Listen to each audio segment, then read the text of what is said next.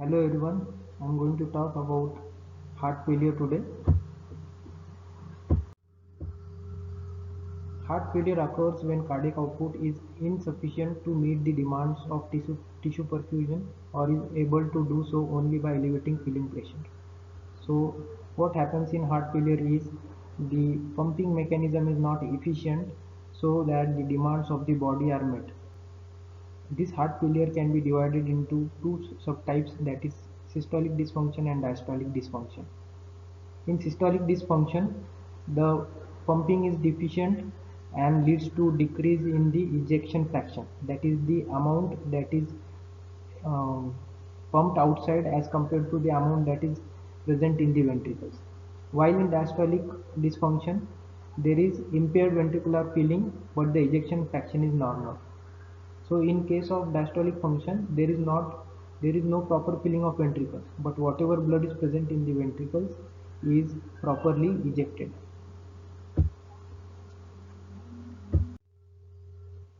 The patients of heart failure have forward overload as well as backward overload, that is increase in the venous pressure that supplies to the heart and increase in the peripheral vascular resistance, which leads to decrease in the capacity of heart to pump against the resistance. So this increase in preload and afterload can show different manifestations in the disease. Increase in the preload leads to increased venous congestion, which can be seen in the form of breathlessness due to pulmonary edema or increase in the uh, edema in the dependent part of the body, leading to pedal edema and in extreme cases edema all over the body. The patients have because of decreased ability to pump blood, patients have easy fatigability whenever they do work, and depending upon the severity of these symptoms, the patients are classified according to NYHA classification into class 1 to class 4. Class 1 patients have symptoms when they are doing more than the ordinary activity like extreme exercises. Class 2 patients will show symptoms when they are doing the ordinary activities. Class 3 patients will show symptoms even at the minimal activity, and class 4 patients will show symptoms at rest also. Patients of heart failure can also be classified by the American Heart Association classification, wherein the stages are divided into A, B, C, and D. Patients in stage A are at high risk of heart failure, but they do not have any structural morbidity of the heart. Patients with stage B will have structural heart disease, but they will have symptoms, minimal symptoms of heart failure. Patients with stage C will have structural heart disease along with current or prior symptoms of heart failure, while stage D patients will have refractory heart failure and will require specialized intervention. Now let us try to understand the pathophysiology behind heart failure. The pre-existing cardiac conditions like the heart hypertrophy, cell death, fibrosis and arrhythmias can lead to decrease in the cardiac output. Decrease in cardiac output reflects in the form of decrease in blood pressure and organ perfusion. As there is decrease in organ perfusion and blood pressure, there are the baroreceptors which lead to sympathetic stimulation in heart. They lead to release of the natriuretic peptides like atrial and brain natriuretic peptides. The sympathetic stimulation leads to release of adrenaline from the adrenal medulla. This leads to effect on the heart. Consistent effect of adrenaline on heart can lead to cell death, which can further lead to fibrosis, increase in excitation of tissues leading to arrhythmias, and the prolonged effect of sympathetic stimulation leading to hypertrophy of the heart. The sympathetic stimulation also leads to stimulation of renin-angiotensin system, wherein there is release of angiotensin II and angiotensin 2 further causes release of aldosterone from the adrenal glands. All these things plus the release of vasopressin leads to increase in heart rate, force of contraction and increase in blood pressure. Mainly adrenaline leads to increase in the heart rate and increase in force of contraction, while blood pressure is increased due to angiotensin 2 and vasopressin as well as the adrenaline. Vasopressin as well as angiotensin 2 and adrenaline all can cause increase in the vasoconstriction, which reflects in the form of increase in blood pressure. There is increase in the afterload due to increase in the peripheral vascular resistance, and there is also increase in the preload. The stimulation of sympathetic system inhibits the renal perfusion because the renal vessels are constricted in the presence of adrenaline. There is decrease in natriuresis and diuresis because renal perfusion has decreased. In contrast to these effects of sympathetic stimulation, atrial natriuretic peptide and brain natriuretic peptide inhibit the vasoconstriction or cause vasodilation, which relieve the preload as well as afterload by dilatation of veins as well as arteries respectively. Moreover, the supply to the blood supply to the kidney is also increased. Therefore, natriuresis and diuresis are increased with the help of atrial natriuretic peptide and brain natriuretic peptide. So, there is stimulation of sympathetic system and release of the natriuretic peptide, which have opposite effects on the cardiovascular system. Decrease in renal perfusion and natriuresis and diuresis lead to more of increase in the afterload and preload because of collection of fluids in the body. The increase in afterload and preload lead to decrease in the cardiac output because the heart has to again pump against the increase in the peripheral vascular resistance and increase in the preload.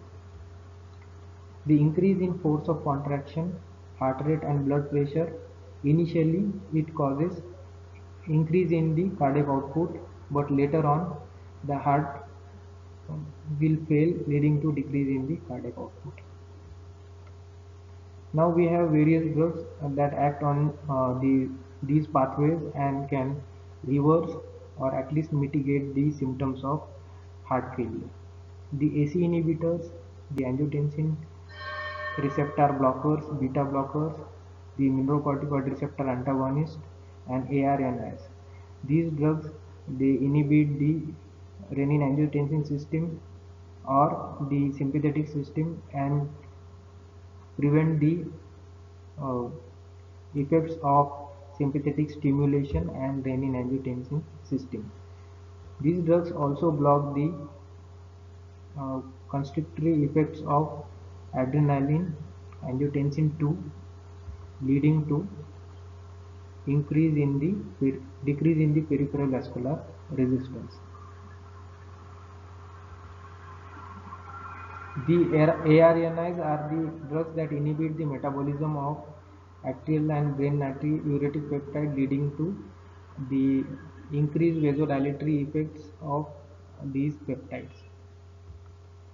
The diuretics increase the renal perfusion in a normally performing kidney and lead to loss of excess of fluids that have been collected due to stimulation of renin-angiotensin mechanism. The vasodilators decrease the preload and afterload and therefore decrease the cardiac workload, leading to improvement in the cardiac output. Now let us see the goals of drug therapy in heart failure. The first goal of heart failure therapy is relief of the symptoms due to congestion or low cardiac output, and also restoration of the cardiac performance and treatment of the acute symptoms of heart failure. The inotropic drugs increase the cardiac contractility and therefore improve the cardiac function. These drugs are cardiac glycosides like digoxin and digitoxin. Then sympathetic uh, drugs like dobutamine, dopamine, and enamrinone, milrinone, which are phosphodiesterase inhibitors. Then we have diuretics, high ceiling diuretics like furosemide. Then we have thiazides, and we have the mineralocorticoid receptor antagonists like spironolactone and eplerenone. Then drugs which act on renin-angiotensin systems like ACE inhibitors and angiotensin receptor blockers. We have vasodilators like hydralazine, which are arteriolar dilator, nitrates, which dilate both arteria and veins, and nitroprusside. We have synthetic brain natriuretic peptide like necitide, and beta blockers which again inhibit the sympathetic system like metoprolol, bisoprolol, which are beta 1 selective blockers, carvedilol, which is non-selective beta plus alpha blocker.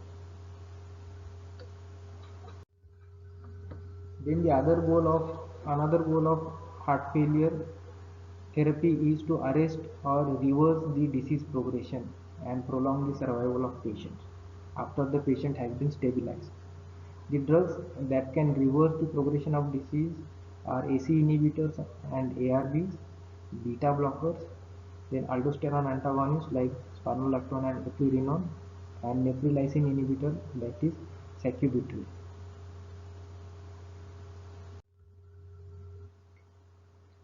Let us discuss the utility of each of these drugs one by one. First of all, diuretics. Among the diuretics, there are loop diuretics, which inhibit the sodium potassium 2 chloride ion channels in the ascending loop of Henle. The prominent drug among these is furosemide, which initially causes venodilation and decrease in the preload before its diuretic action. The diuretic action itself reduces the load, preload and afterload, leading to relief of symptoms due to congestion. Therefore, these drugs are useful in refractory heart failure and patients with pulmonary edema. Thiazide diuretics are um, drugs which act on sodium chloride cotransporters, and these drugs can have synergistic effect along with the loop diuretics. These drugs, although they do not have the uh, ceiling effect of diuresis as compared to the furosemide, these drugs can help in the milder forms of heart failure where the edema is minimal. Drugs like hydrochlorothiazide, chlorthalidone, and metolazone are used for heart failure patients. The potassium-sparing diuretics are divided into drugs which inhibit the sodium channels in the collecting duct and drugs which antagonize the aldosterone. So aldosterone, apart from having the property of increasing the number of sodium channels in collecting duct, which lead to increase in sodium absorption, and that further leads to loss of potassium. The aldosterone also causes the cardiac remodeling of the heart in the form of increase in the hypertrophy, the increase in the fibrosis, and uh, further leading to congestive cardiomyopathy.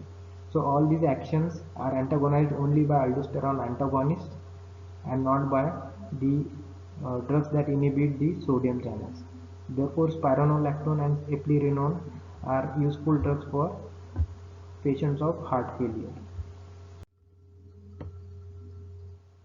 So as I already told, aldosterone causes the coronary and the cardiovascular remodeling, endothelial cell dysfunction, inhibits myocardial norepinephrine uptake leading to increased sympathetic stimulation, fibrosis of atria and ventricles, and other organs. The ACE inhibitors indirectly inhibit aldosterone secretion by decreasing the synthesis of angiotensin II, but Aldosterone is also produced by other mechanisms, other chemical pathways, due to which there is aldosterone escape with angiotensin converting enzyme inhibitor therapy. Therefore, aldosterone antagonists are needed even if the patient is treated with ACE inhibitors. Aldosterone antagonists like spironolactone and eplerenone prolong the life of the heart failure patients, and these are the drugs of choice for patients with symptoms in the heart failure. Coming to ACE inhibitors. ACE inhibitors cause both arteriolar as well as venous dilatation, leading to decrease in both pulmonary as well as systemic resistance, and which can be seen as decrease in the preload and afterload. Thus, the heart is at ease to pump the blood, leading to improvement in the cardiac output. It also prevents the cardiac remodeling that is responsible, that is seen due to the angiotensin 2 produced by conversion of angiotensin 1 to 2 by angiotensin converting enzyme. These drugs are indicated in all forms of heart failure and started with a low dose, slowly escalating the dose. The serum electrolytes are to be monitored because this drug causes hyperkalemia, and the renal functions are to be monitored with serum creatinine. And because these drugs can decrease the blood pressure, the doses are to be kept low initially, and as the body can tolerate, the doses can be increased. The angiotensin receptor blockers are having the same efficacy as the angiotensin converting enzyme inhibitors. The only advantages of ARBs is that these drugs can be given when cough and angioedema precludes the use of ACE inhibitors. These drugs are not to be given in patients who are already having hypotension, who are suffering from renal failure or hyperkalemia. Again, ARBs also decrease the mortality and the number of days of hospitalization due to heart failure. Coming to vasodilators, nitrates, due to activation of guanylyl cyclase, relax the smooth muscles, leading to both decrease in preload as well as the afterload. They improve the exercise tolerance and reduce the symptoms of congestion. The only problem with nitrates is that continual use of nitrates lead to tolerance, and therefore these drugs are only used along with hydralazine or when the symptoms of acute congestion are to be treated.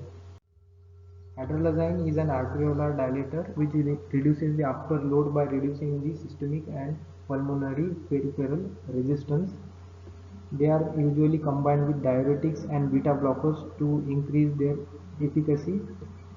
These drugs are also used along with nitrates to provide additional decrease in the preload and afterload, and which is necessary for patients with advanced heart failure where the afterload is in excess due to sympathetic stimulation. Hydralazine is a drug which is suitable for patients who are pregnant, as against ACE inhibitors, ARBs and diuretics, which are generally contraindicated in pregnant women.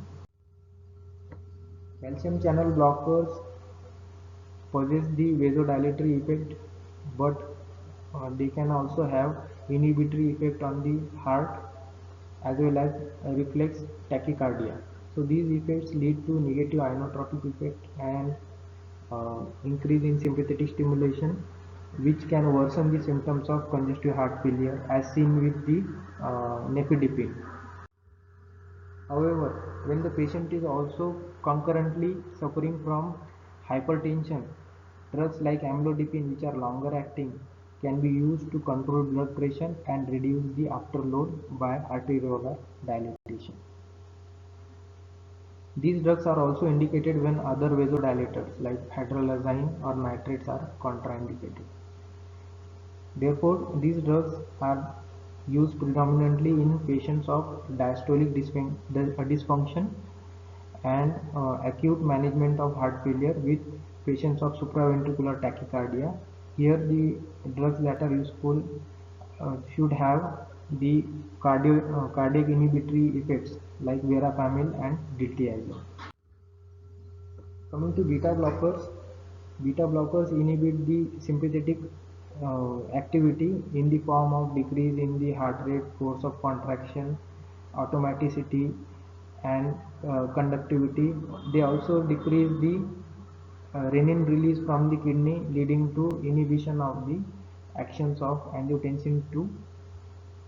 All these effects seem to be controversial as the cardiac activity will be reduced when there is a decrease in sympathetic activity, and this increase in sympathetic activity itself promotes the relief of symptoms of congestive cardiac failure. Still, beta blockers on long run inhibit the uh, deleterious effects of cardiac failure. They decrease the cardiac remodeling, and when given at a lower dosages and gradually their dose is increased, these drugs seem to have the effect of prolonging the life of heart failure patients. So in patients of heart failure, these drugs are stabilized on lower dosages of beta blockers along with the other drugs like ACE inhibitors, diuretics, and digoxin. Coming to inotropic agents, among the inotropic agents, the cardiac glycosides are commonly used. Cardiac glycosides like digitalis, which has two drugs like digoxin and digitoxin. These drugs inhibit the sodium potassium ATPase channel present in the heart cells and lead to the increase in inotropy or increase in the force of contraction. Now, how does this occur? The sodium potassium ATPase is responsible for throwing out the sodium ions and taking in the potassium ions, leading to polarization or hyperpolarization. And the activity of this channel also leads to increase in the exchange of sodium against calcium, so that sodium comes inside and calcium goes outside by the way of sodium calcium exchanger.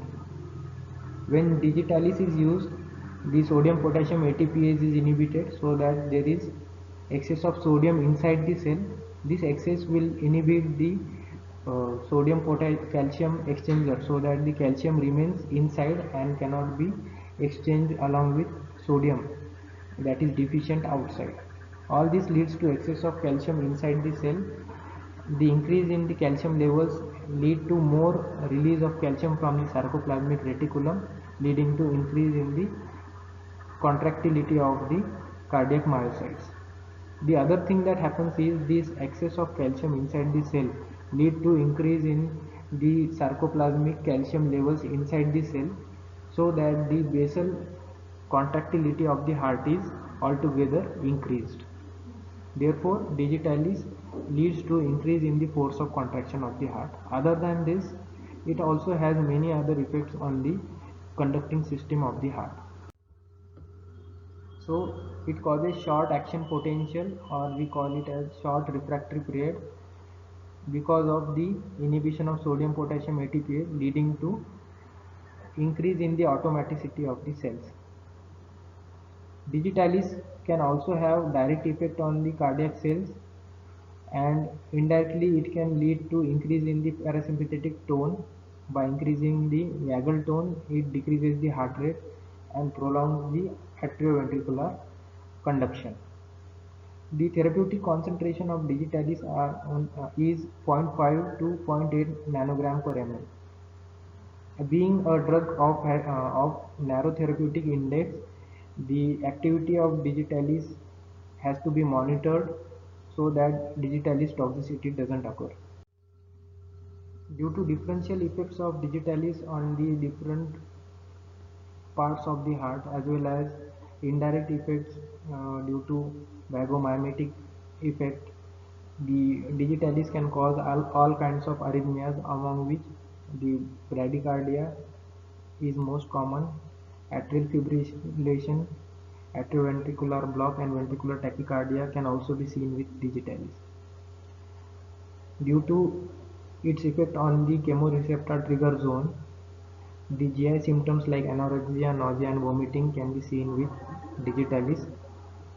At higher dosages, the neurotoxic symptoms like headache, fatigue and sleeplessness can be seen.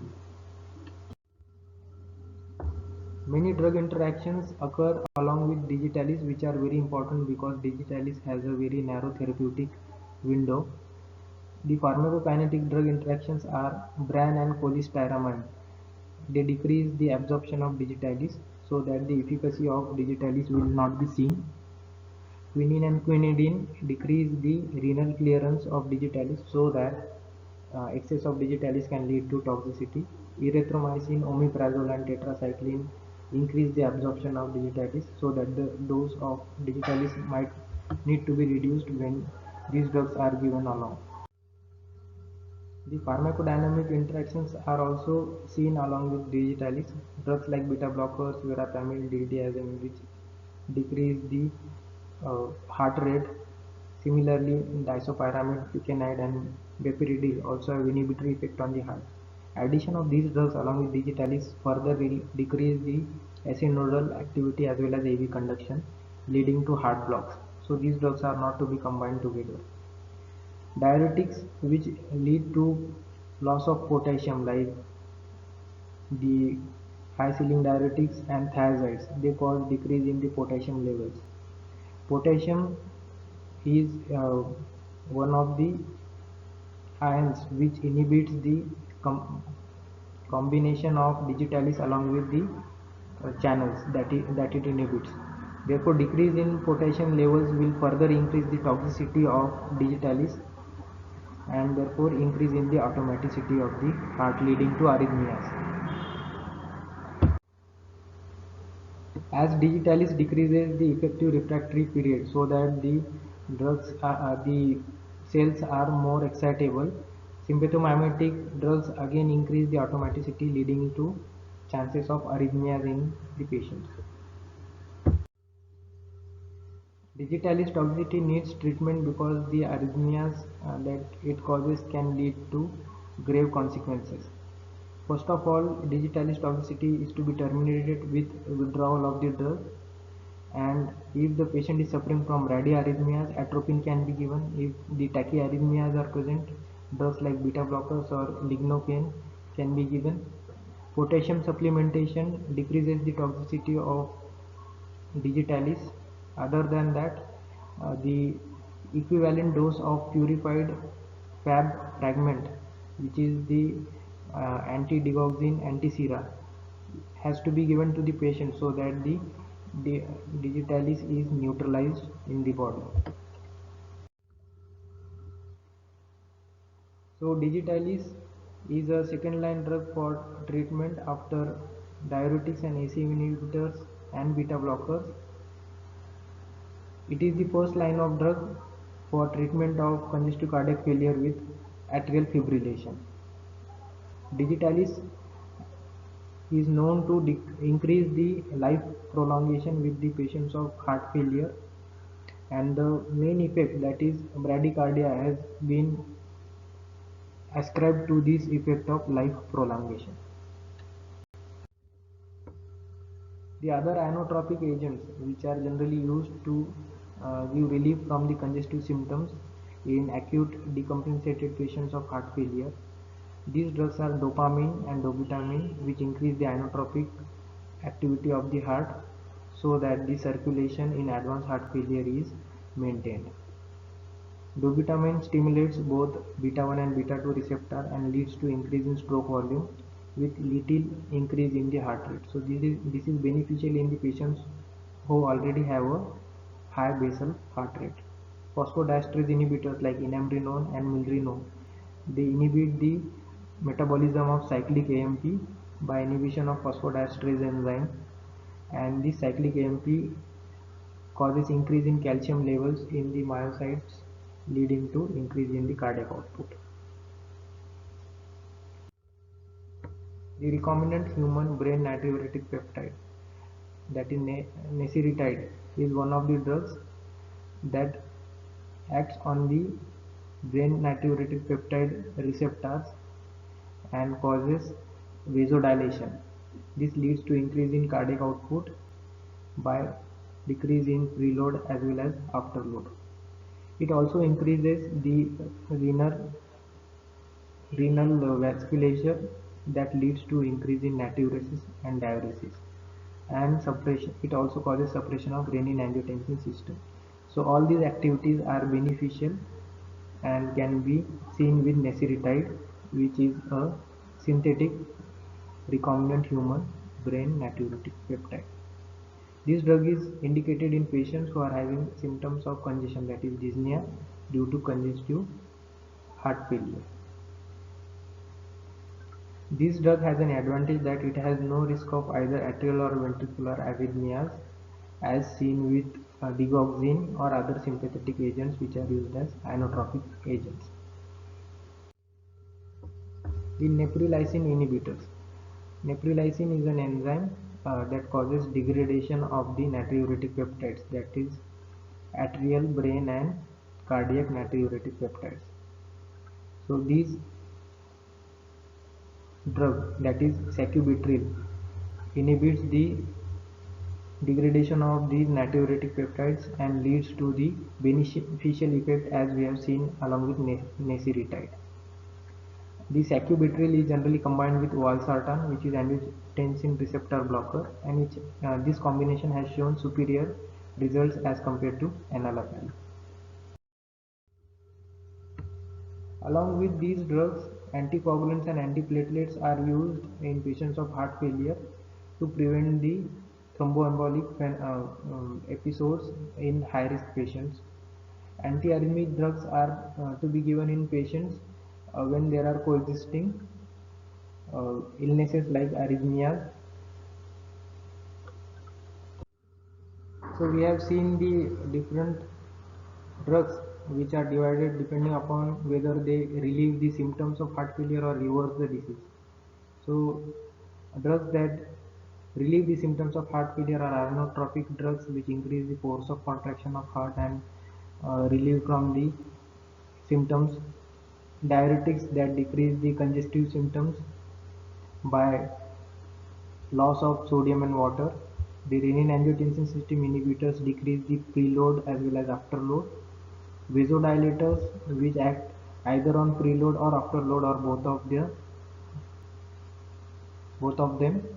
Then synthetic BNP, brain natriuretic peptide like nesiritide, which is also a potent vasodilator along with other actions. Beta blockers decrease sympathetic stimulation and on the long run can increase the exercise tolerance. Against that, we have also seen drugs in short which decrease the disease progression or prolong the life of the patients. These are AC inhibitors, ARBs, beta blockers, aldosterone antagonists, and neprilysin inhibitors.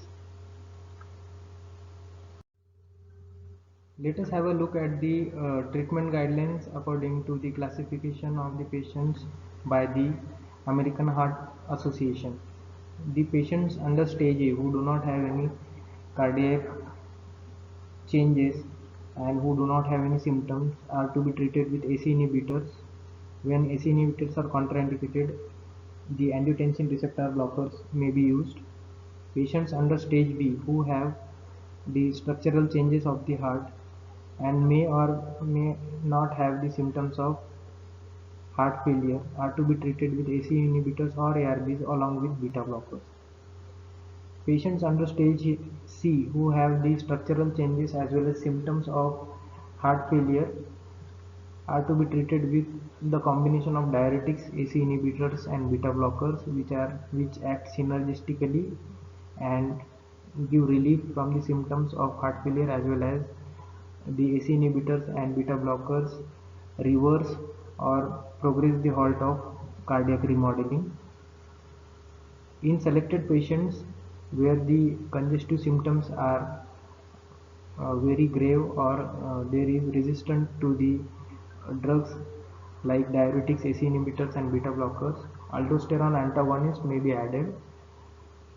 Digitalis may be added to increase the cardiac contractility, and hydralazine nitrates can be used to decrease the preload and afterload.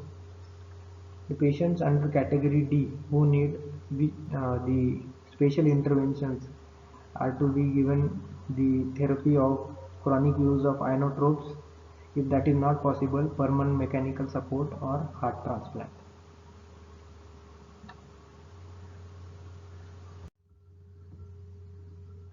So we have discussed what is heart failure, how the compensatory mechanisms to increase the cardiac output lead to progression of heart failure from cardiac remodeling to increase in preload, afterload, and increase in the uh, failure of perfusion of the tissues.